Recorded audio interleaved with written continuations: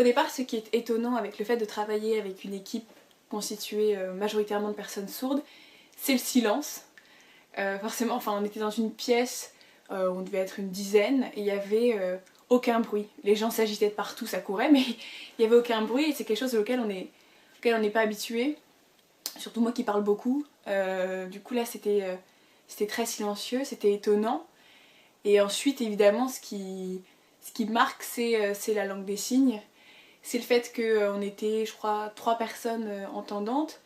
Et pourtant, j'avais l'impression qu'il me manquait quelque chose parce que je parlais pas le langage des signes. C'est-à-dire que le rapport s'inverse et c'est moi qui peine à communiquer avec le reste du groupe. Et donc, tout de suite, on a très envie d'apprendre la langue des signes parce que c'est une langue justement qui est très touchante.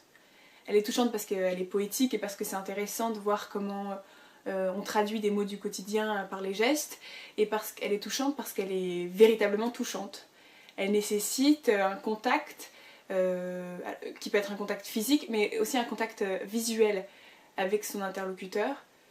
Tout passe par le regard, par la vision, et moi qui justement ai du mal parfois à être regardée ou à regarder plutôt, à tenir un regard d'une personne, quelque chose de très perturbant, tout de suite il y a ce côté très intime de on se regarde, on se touche, on essaye de se comprendre en s'échangeant comme ça des émotions mais sans parole.